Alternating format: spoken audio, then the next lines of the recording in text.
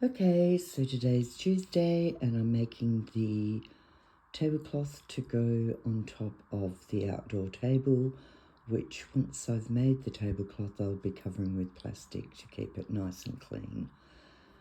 Okay, so I had to bring in the table and put it on top of some paper to get an accurate circle. So I will take the table back outside and I will cut the paper and then I'll show you the progress as I go along. Now we're ready for cutting. If you're wondering what these are, they're paper mats I made out of some concrete with some mosaics in it.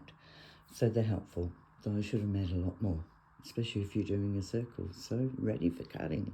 Okay, now we have the circle of the yellow fabric, and then we have the not so circular top of the hexagons that I put together, and also preparing some of my, can you call it homemade or self-made bias?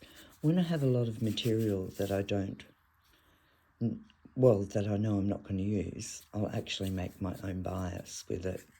And I've used it on so many things. I even use it on when, oh, you get a little look there. That was a mat I wove years ago. I even use it when I do punch needle and put them in frames. I use the bias binding that I've made over the years to cover the actual hoop. Waste not, want not.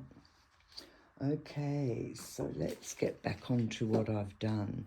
So yesterday I did complete the satchel, albeit not perfect, but more bias binding that I'd previously made. And I decided that I'll put a pocket inside, which I'll sew by hand, and I'll use the bias binding that I made years ago on that. So basically, I'll come back and show you the finished tablecloth if I finish it today. Fingers crossed. Okay, so this is the tablecloth cover now.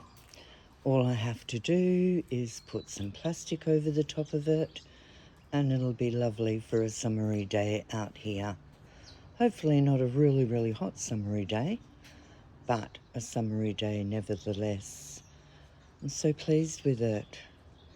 Okay, see you after I've put the plastic over it.